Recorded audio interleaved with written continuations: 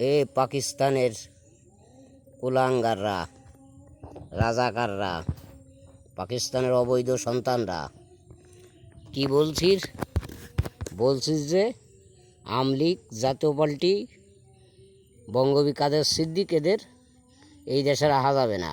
এই দেশটা কি তোর বাজান গে? এই খাঙ্কি সালরা, তোরা তো পাকিস্তানে সেই রাজাকার গে বংশধর। 71 সময় তোরা ওই পক্ষে ছিলি, এন্ন তোরা ওই পক্ষের কাজ করতেছিস।